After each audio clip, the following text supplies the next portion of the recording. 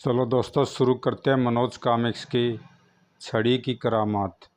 अच्छी कहानी है दोस्तों, ध्यान से सुनना। दीनू नाम का एक गरीब बढ़ई किसी तरह 2 जून की रोटी का जुगाड़ कर पाता था। दीनू और उसकी पत्नी रदिया अपने इकलौते बेटे बादल की ओर से सदैव परेशान रहते थे। बेटा, पूरे दिन निठल्ला रहकर तेरा समय कैसे कटता है? बादल, सभी बच्चे बुढ़ापे में माँ बाप का सहारा बनते हैं और तू है कि सारा दिन मटर गश्ती करता है। मगर बादल पर माँ बाप की बातों का कोई असर न होता था। एक दिन, सुनो जी, क्यों न बादल को किसी दूसरे के यहाँ काम सीखने भेज दे। क्या पता पराए लोगों से ही यह कुछ सीख जाए। शायद तुम ठीक कह रही हो रधिया। अगले दिन, जमींदार जी, यह मेरा बेटा बादल है, इसे आप अपने यहाँ किसी काम पर रख लीजिए। ठीक है, तू इसे यहाँ छोड़ जा। उसी दिन, ओ मूर्ख, तूने इतना कीमती फूलदान तोड़ दिया। जमींदार ने कोड़े मारकर उसे उसी समय हवेली से बाहर निकाल दिया। बादल रोता बिखुरता अपने घर पहुंचा। क्या हुआ बादल, तू इस समय हवेली से क्यों चला आया? बूह बापू, जमींदार ने मुझे कोड़े मारकर हवेली से निकाल दिया, कहकर बादल ने दीनू को सारी बात बताई। इस घटना के 1 माह बाद बादल को जहाँ जहाँ भी काम पर लगाया उसे तुरंत निकाल दिया गया। अब इसे सुधारने के लिए क्या करे? रदिया गांव गोरंग नौरंगपुर में कल्याण नाम का मेरा एक दोस्त रहता है। वह खेती बाड़ी करता है, क्यों न बादल को उसके पास छोड़ आऊं। यह भी करके देख लो, क्या पता वहां जाकर बादल खेती बाड़ी करनी सीख जाए। उसी दिन दीनू बादल को लेकर नौरंगपुर की ओर चल पड़ा। दोनों चलते चलते एक बियाबान वन में जा पहुंचे। हाँ, क्यों न थोड़ी देर इस पेड़ के नीचे बैठकर आराम कर लूं। दीनू उस पेड़ के नीचे बैठ सुस्ताने लगा। बादल, अगर तू किसी काम का होता तो मुझे आज इस तरह जंगलों की खाक न छाननी पड़ती। उसी क्षण उन दोनों के सामने एक बूढ़ा व्यक्ति प्रकट हुआ। तुम दोनों इतने दुखी क्यों हो? तुम्हें कोई दुख है क्या? क्या बताऊं भाई, यह मेरा लड़का बादल निपट मूर्ख व निकट्टू है, कहकर उसने सारी बात बूढ़े को बता दी। सारी बात जानकर, देखो, मैं इस वन का देवता हरिदेव हूँ। तुम दोनों को उदास बैठे देख मैं यहाँ चला आया। चाहो तो अपने इस लड़के को मेरे पास छोड़कर जा सकते हो, लेकिन इस वन में रहकर यह क्या करेगा? मैं इसे काम की बातें सिखाऊंगा और हो सका तो इसकी कुरूपता दूर कर इसे सुंदर व सुडौल भी बना दूंगा। क्या ऐसा हो सकता है? क्यों नहीं हो सकता, लेकिन एक शर्त है, तुम 1 वर्ष बाद इसे पहचान कर ही अपने साथ ले जाओगे। अगर न पहचान पाए तो इसे मेरे पास 1 साल और बिताना होगा। ठीक है, मुझे तुम्हारी यह शर्त मंजूर है। बादल को वन देवता को सौंप दीनू अपने गांव वापस लौट आया। आओ बादल, अब तुम मेरे साथ चलो। जब दीनू अपने घर पहुंचा, छोड़ आए जी बादल को नौरंगपुर? नहीं, मैं उसे उससे भी ज़्यादा अच्छी जगह छोड़ कर आया हूँ। तब दीनू ने विस्तारपूर्वक रदिया को वन देवता से हुई मुलाकात के बारे में बताया। दीनू से सारी बातें जानकर, क्या वाकई ऐसा हो सकता है? हाँ, तुम देखना, 1 वर्ष बाद मैं सुंदर सुडौल वह बुद्धिमान बने बादल को लेकर घर वापस लौटूंगा। फिर जैसे तैसे 1 वर्ष पूरा हुआ। सुनो जी, अब तुम बादल को ले आओ। ठीक है, मैं आज ही वन देवता के पास जाता हूँ। दीनू उसी दिन उस जगह पहुँचा जहाँ उसकी भेंट वन देवता से हुई थी। वन देवता, तुम कहाँ हो? कुछ ही देर में। दीनू, अपने बेटे बादल को लेने आए हो? हाँ वन देवता। ठीक है दीनू, तुम मेरे साथ आओ और शर्त के मुताबिक अपने बेटे को पहचानो और ले जाओ। कुछ ही देर बाद दोनों एक हरे भरे स्थान पर पहुंचे। लो, पहचानो अपने बेटे को। तुम्हारा बेटा बादल हिरणों के उस झुंड में है। क्या बादल और हिरण के रूप में? हाँ, बादल को सुंदर व बुद्धिमान बनाने के लिए मुझे उसे विभिन्न रूपों में परिवर्तित करना पड़ता है। ओ। दीनू ध्यान से एक एक हिरण को देखने लगा। कुछ देर बाद, वन देवता, मैं तो अपने बेटे बादल को नहीं पहचान पाया। तब तुम अपने घर वापस लौट जाओ। अभी तुम्हारे बेटे को मेरे पास साल भर तक और रहना होगा। दीनू हताश सा घर वापस लौट गया। घर पहुंचकर जब उसने सारी बातें रदिया को बताई, वह वन देवता जरूर कोई ठग है। उसने तुम्हें ठग कर बादल को अपने कब्जे में कर लिया है। रदिया, वह बादल को ठोक पीट कर आदमी बनाने में जुटा हुआ है और तू है कि उस पर शक कर रही है?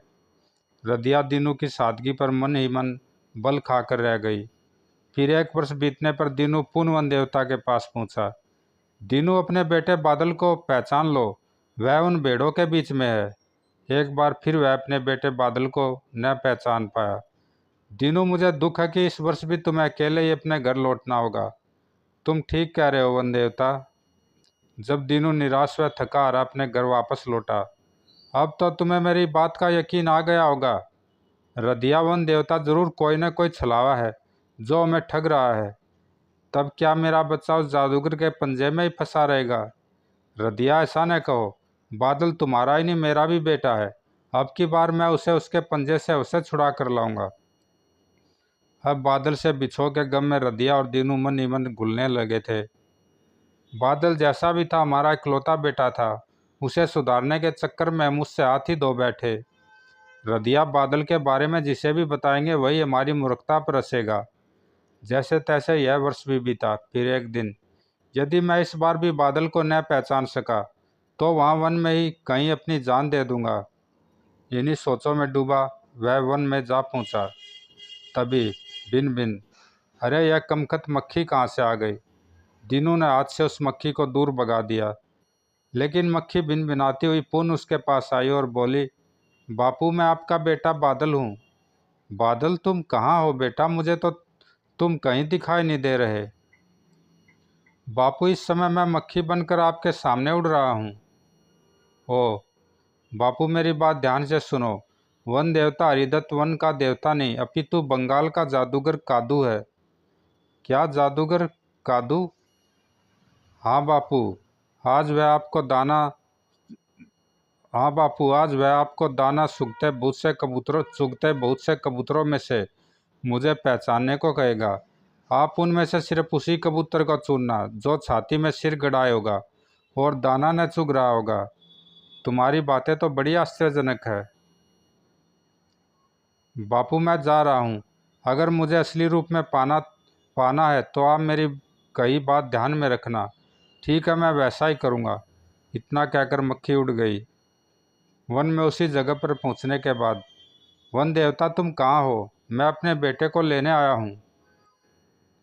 तत्काल ही जादूगर कादू उसके सामने प्रकट हुआ और, दीनू, वो देखो, बादल सामने कबूतर बना दाना चुग रहा है। अपने बेटे को पहचानो और ले जाओ। ठीक है। कुछ क्षणों बाद, हूँ, निश्चय ही यही बादल है।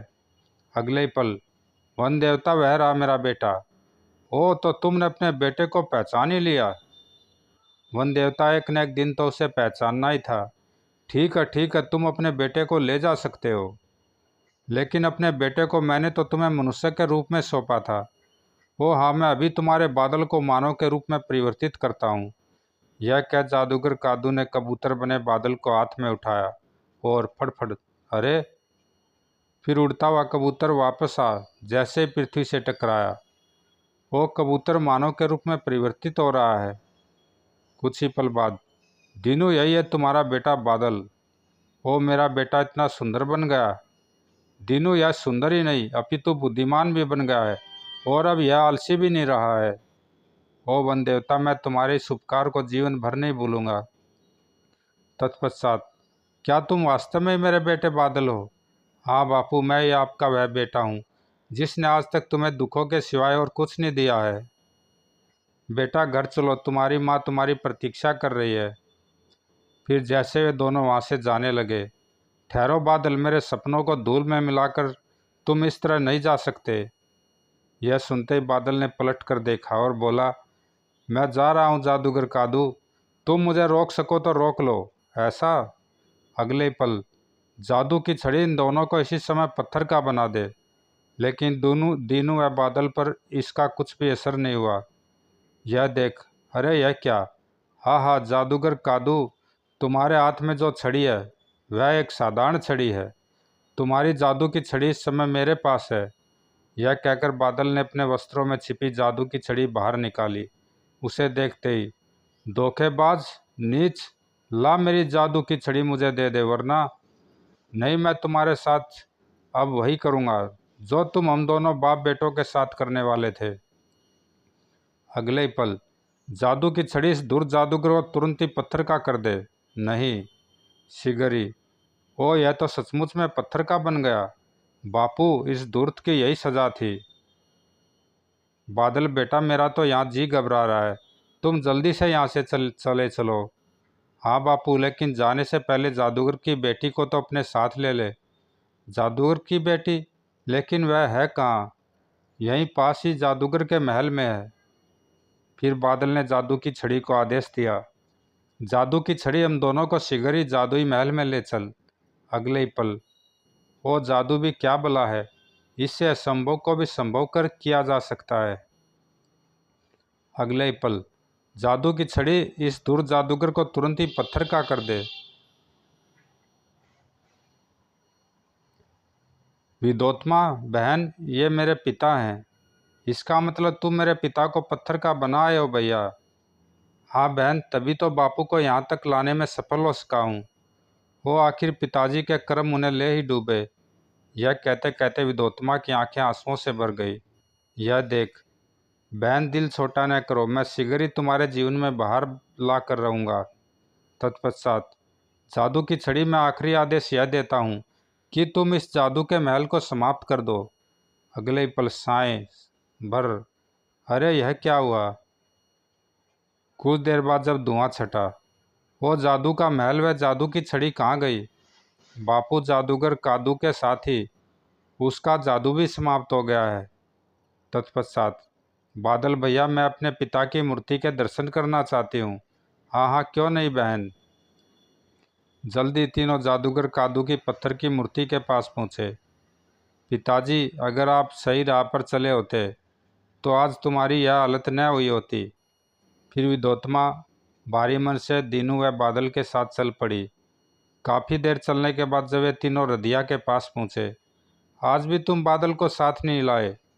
नहीं रदिया, आज मैं बादल को साथ लाया हूँ। सच कहाँ है मेरा बेटा?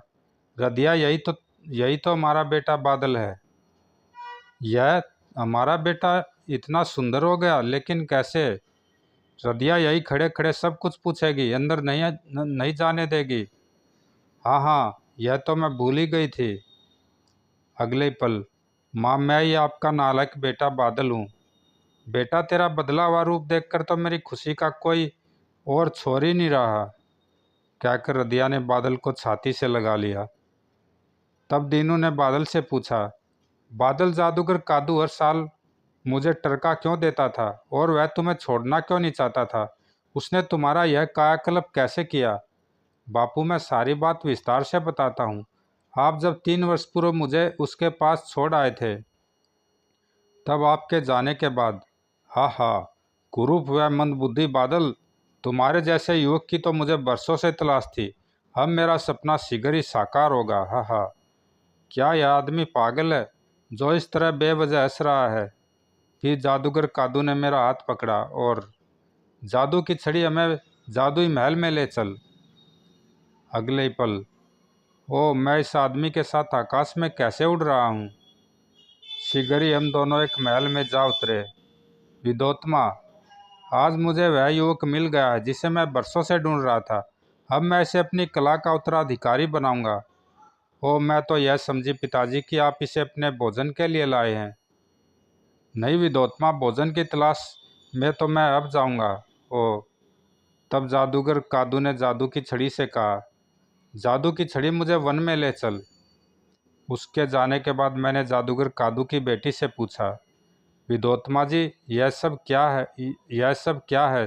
तुम्हारे पिता हरिदेव क्या कोई जादूगर हैं?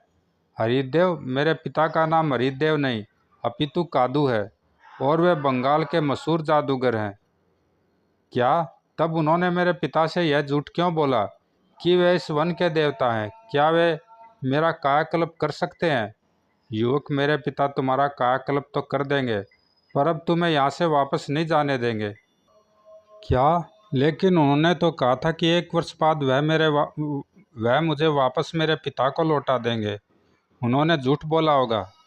लेकिन क्यों? वे मुझे यहाँ से जाने क्यों नहीं देंगे? क्योंकि वे तुम्हें अपना उत्तराधिकारी बनाएंगे और साथ ही मेरा विवाह तुम्हारे साथ कर देंगे। ओह, यह तुमने बड़ी विचित्र बात बताई विदोत्मा जी। युवक, अब तुम एक ऐसे जाल में आ फंसे हो जिससे तुम जीवन पर्यंत बाहर नहीं निकल सकोगे। जाल से बाहर निकलना ही कौन चाहता है विदोत्मा जी। यहाँ से बाहर जाने पर मुझे काम करना पड़ेगा, जबकि यहाँ रहकर मैं जादू सीखकर हर काम जादू से कर लिया करूँगा। तभी, अरे तुम्हारे पिता तो किसी मनुष्य को पकड़कर इधर ही उड़े चले आ रहे हैं। हाँ, आज एक और बेकसूर आदमी अपनी जिंदगी से हाथ धो बैठेगा। शिगरी कादू जमीन पर आ उतरा। देख विदोत्मा, मैं अपना आहार ले आया हूँ। और अगले पल कचर कचर कच। ओ कैसा विभत्स दृश्य है। तत्पश्चात, हा हा विदोत्मा, मैं सोने जा रहा हूँ, तुम बादल का ख्याल रखना। जी पिताजी। जादूगर कादू के अपने कक्ष में जाने के बाद, तुम्हारे पिता अब कब सोकर उठेंगे विदोत्मा जी? रात को। वे दिन में प्रतिदिन मानव भक्षण कर सो जाते हैं और रात को जाग कर जादू की साधना करते हैं। ओ बड़ी विचित्र दिनचर्या है तुम्हारे पिता की। सो तो है, आओ तुम्हें तुम्हारा कक्ष दिखा दूं। विदोत्मा मुझे एक कक्ष में ले गई।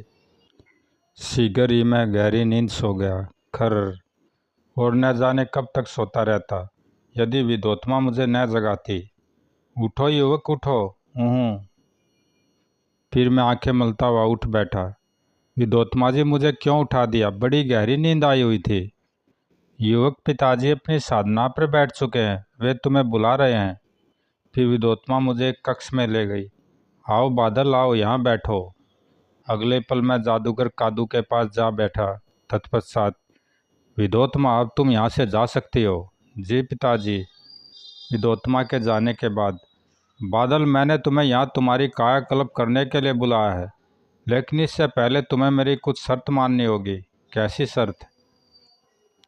यही कि तुम्हें मेरे पास ही रहकर मुझसे जादुई कलाएं सीखनी होगी और मेरी बेटी विदोत्मा से विवाह करके हमेशा के लिए तुम्हें यहीं पर मेरे पास ही रहना होगा। मुझे तुम्हारी सारी शर्त मंजूर है और तुम्हें अपने माता पिता का मोह भी त्यागना होगा। तुम अब अपने पिता के साथ नहीं जाओगे, मुझे यह भी स्वीकार है। तब ठीक है, अब तुम खड़े हो जाओ। मैंने तुरंत ही कादू के आदेश का पालन किया। तत्पश्चात, आओ छू, जाओ छू, कायाकल्प कराओ छू। हवनकुंड का गहरा काला धुआं सारे वातावरण में फैल गया और जब धुआं छटा तो, लो बादल, कटोरे के इस पानी में अपना बदला हुआ रूप देखो। कटोरे के पानी में मैंने अपना चेहरा देखा। वो यह मैं हूँ, मैं तो भूतकुरूप था। बादल, मैंने तुम्हारा रूप तो बदल दिया है, अब केवल बुद्धि का प्रवेश कराना बाकी है। फिर जादूगर कादू ने मेरे सिर पर 7 बार अपनी जादुई छड़ी घुमाई और जादू की छड़ी, बादल के मस्तिष्क में बुद्धि का प्रवेश करो। अगले ही पल, लो बादल, रूपवान होने के साथ साथ अब तुम बुद्धिमान भी हो गए हो। बापू, इस प्रकार जादूगर कादू ने मुझे रूपवान व बुद्धिमान बना दिया। ओ, मुझे अपना सारा जादू सिखाने के बाद एक दिन वह मुझसे बोला, बादल, तुम अपनी शर्त पर खरे उतरे हो, इसलिए तुमसे खुश होकर इस पूर्णमासी को मैं तुम्हारा और विदोत्मा का विवाह कर दूंगा। यह तो बड़ी खुशी की बात है जादूगर जी। उस दिन जादूगर कादू आहार करने के पश्चात जब अपने कक्ष में सोने चला गया तो, विदोत्मा, तुम्हारे पिता आने वाली पूर्णमासी के दिन तुम्हारा और मेरा विवाह करने वाले हैं। वो तो आखिर वह बदनसीब दिन आ ही गया। क्या क्या तुम इस विवाह से खुश नहीं हो? बादल, खुशी तो मेरी ज़िंदगी से न जाने कब की जा चुकी है। अब तो बस विदोत्मा, तुम्हारी इन दुख भरी बातों में ज़रूर कोई राज की बात छिपी हुई है। क्या मुझे नहीं बताओगी? ठीक है बादल, अपने दिल का बोझ हल्का करने के उद्देश्य से मैं तुम्हें अपनी राम कहानी सुनाती हूँ। आज से 4 वर्ष पूर्व एक दिन जब पिताजी मानव भक्षण करने के पश्चात अपने कक्ष में गहरी नींद सोए पड़े थे, तो मैंने सोचा क्यों न आज मैं सोन नदी के तट तक घूम आऊँ। और मैं महल से निकलकर टहलती टहलती सोन नदी के तट पर जा पहुँची। तभी, वो लकड़ी के तख्ते पर यह कौन बहा चला आ रहा है? शिगरी लकड़ी का तख्ता तट पर आ लगा। वो यह युवक तो जीवित है। मैंने उसे औंधा करके उसके पेट में गए नदी के पानी को बाहर निकाला।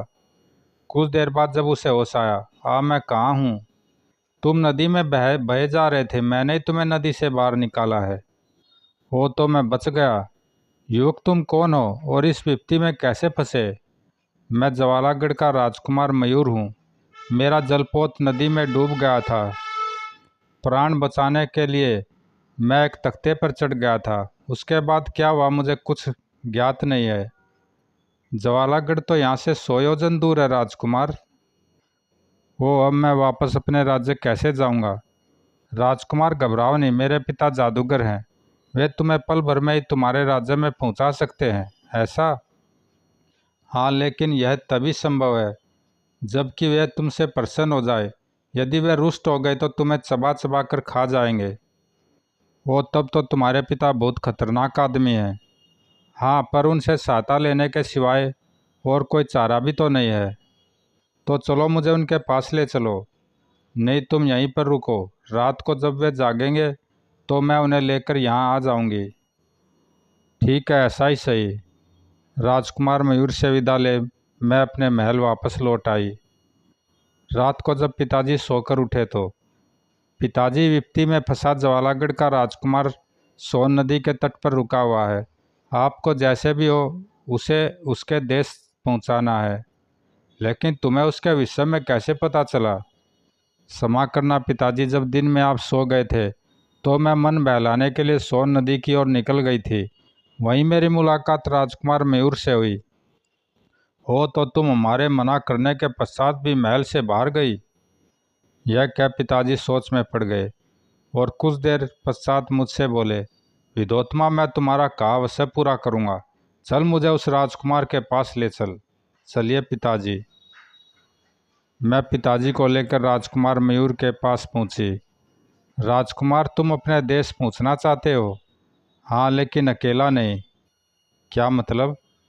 मैं विदोत्मा के साथ विवाह कर इसे भी अपने साथ अपने राज्य ले जाना चाहता हूँ। लेकिन इसके लिए मेरी एक शर्त है। क्या शर्त है? तुम्हें हमारे साथ यही रहना होगा और मुझसे जादू सीखकर मेरे मरने के बाद मेरा उत्तराधिकारी बनना होगा। यह कैसे संभव है? मैं ज्वालागढ़ का राजकुमार हूँ। एक दिन मुझे वहाँ का राजपाट संभालना है। तब विदोत्मा से तुम्हारा विवाह नहीं हो सकेगा। जादूगर कादू, आज तक मैंने जिस चीज़ को पाने का संकल्प किया है उसे पाकर ही रहा हूँ। अतः मैं विदोत्मा को भी पाकर ही रहूँगा। तुम मुझे धमकी दे रहे हो? तुम इसे धमकी भी समझ सकते हो जादूगर? राजकुमार, तेरा इतना साहस! तब पिताजी ने क्रोध में भर जादू की छड़ी को आदेश दिया, जादू की छड़ी इस घमंडी राजकुमार को पत्थर का कर दो। नहीं। अगले पल, पिताजी, आपने यह क्या किया? चुप रह विदोत्मा, तेरे ही कारण आज इस राजकुमार की मुझसे जुबान लड़ाने की हिम्मत हुई है। और पिताजी मुझे खींचकर महल में ले आए। विदोत्मा, आज के बाद तू भूल कर भी महल से बाहर चली गई तो मैं जादू की छड़ी से तुझे जलाकर राख कर दूंगा। बादल, उस दिन के बाद मैं भूल कर भी इस महल से बाहर नहीं गई। तब तो तुमने बहुत लंबी कैद भुगती है। बादल, राजकुमारी मयूर की जिंदा दिली देख मैं उसे मन ही मन अपने पति के रूप में वर चुकी हूँ। विदोत्मा, तुम्हारा प्रेम तो बड़ा विचित्र है। कुछ देर सोचकर मैं विदोत्मा से बोला, विदोत्मा, आज से मैं तुम्हें अपनी बहन बनाता हूँ। आज से तुम्हारे सुख दुख का सारा जिम्मा मेरे ऊपर रहा। यह सुन विदोत्मा खुशी की अधिकता से मेरे सीने से लग गई और उसकी आंखों से आंसू बहने लगे। कुछ देर बाद जब उसके आंसू थमे, भैया, पिताजी को अपने वश में करने के लिए तुम्हें उनकी जादू की छड़ी को हासिल करना होगा। लेकिन यह कैसे हो सकता है? आज जब दिन में पिताजी सो जाए तो तुम उनके सिराने रखी जादू की छड़ी उठा लेना और उसकी जगह दूसरी छड़ी रख देना। हाँ, यह ठीक रहेगा। बस बापू, मैंने उसी दिन जादूगर कादू की जादू की छड़ी चुरा ली और उसके अगले दिन आप वन में जादूगर के पास पहुंच गए। इससे आगे की घटना तो आपको ज्ञात ही है। वो जादूगर कादू तो बड़ा ही क्रूर था। बापू, मैं अब विदोत्मा बहन को दिए गए वचन को पूरा करना चाहता हूँ। बादल बेटा, इसके लिए तुम क्या करोगे? बाबू, जादूगर कादू से सीखी कला के जरिए मैं जादू की देवी का आह्वान करूँगा और देवी की सहायता से राजकुमार मयूर को पुनर्जीवित करूँगा। ओह, तब तो तुम इस नेक कार्य में देरी न करो बेटा। अगले दिन वह देवी की आराधना में लीन हो गया। ओम नमो भगवान, मेरा बेटा एक नेक कार्य करने में लगा है, इसे अवश्य सफलता प्रदान करना। 5 दिन तक लगातार आराधना में लीन रहने के बाद छठे दिन, आंखें खोलो बादल। जैसे ही बादल ने आंखें खोली, मांगो बादल, क्या मांगना चाहते हो? जादू की देवी, मुझे राजकुमार मयूर का जीवन दान चाहिए। ओ बादल, तुम में और जादूगर कादू में कितना अंतर है? मैं तुम्हारी यह इच्छा अवश्य पूरी करूंगी। अगले ही पल जादू की देवी ने बादल को वह पात्र थमा दिया। बादल, इस पात्र में जादू का जल है। इस जल को छिड़कने से राजकुमार तत्काल ही मानव योनि में परिवर्तित हो जाएगा। यह कह जादू की देवी अंतर्ध्यान हो गई। तत्पश्चात, विदोत्मा, मुझे उस स्थान पर ले चलो जहाँ राजकुमार मयूर पत्थर का बना पड़ा है। चलिए भैया। शीघ्र ही विदोत्मा बादल को लेकर सोन नदी के तट पर पहुंची। भैया, यही है राजकुमार मयूर। शीघ्र ही बादल ने पात्र में भरा जल उस पत्थर की प्रतिमा पर छिड़का। अगले पल उसमें हरकत हुई और वह मानव रूप में आ गया। कुछ ही क्षण बाद, आहा विदोत्मा, तुम, यह युवक कौन है? यह मेरा भाई बादल है राजकुमार। तत्पश्चात विदोत्मा ने विगत वर्षों में घटी सारी घटनाएं राजकुमार मयूर को विस्तार से बताई। सारी बातें जानकर, वो तो मैं पिछले 4 वर्ष से यहाँ पत्थर बना पड़ा रहा। हाँ राजकुमार जी। हे भगवान, ज्वालागढ़ में तो मेरे माता पिता का बुरा हाल होगा। चलो राजकुमार, पहले हम तुम्हारे राज्य ही चलते हैं। तभी वहाँ जादू की देवी प्रकट हुई। बादल, ज्वालागढ़ यहाँ से 100 योजन दूर है। तुम लोग पैदल वहाँ नहीं पहुँच पाओगे। इस जादुई रथ में बैठकर ही तुम वहाँ जा सकते हो। जादू की देवी, तुम्हारे इस उपकार को मैं जीवन भर नहीं भूलूंगा। बादल, तुम्हारी सहृदयता से खुश हो। मैं यह जादुई रथ तुम्हें सौंपती हूँ। आज से यह तुम्हारा हुआ। धन्यवाद जादू की देवी। तत्पश्चात वे सब जादुई रथ में बैठ गए और फिर, जादुई रथ, हमें ज्वालागढ़ ले चल। अगले ही पल शीघ्र ही जादुई रथ ज्वालागढ़ जा पहुंचा। बादल भाई, यही है मेरा राज्य। और जैसे वे राजमहल के द्वार पर पहुंचे, बेटा तुम जीवित हो? तुम कहाँ चले गए थे? हमने तुम्हें कहाँ कहाँ नहीं खोजा। तब मयूर ने अपने माता पिता को अपनी आप बीती सुनाई। सारी बात जानकर, ओ बेटा, तुम पर तो बहुत बुरी गुजरी। बेटा, तुम सही सलामत वापस आ गए, हमारे लिए यही सब कुछ है। फिर एक दिन शुभ मुहूर्त देखकर उसके पिता ने विदोत्मा के साथ उसका विवाह कर दिया। विवाह के पश्चात, बहन विदोत्मा, अब तो तुम प्रसन्न होना है। हाँ भैया, तुमने सचमुच ही मेरे नीरस जीवन को बहारों से भर दिया है। तब जादुई रथ में बैठ बादल अपने माता पिता के पास लौट आया। अब वह अपने माता पिता के काम में हाथ बटाने लगा था। दीनू व रदिया यह सब देख बहुत खुश थे। समाप्त दोस्तों, अच्छी कहानी थी। ज़रूर लाइक सब्सक्राइब करना, कमेंट में बताना कैसी लगी। धन्यवाद दोस्तों।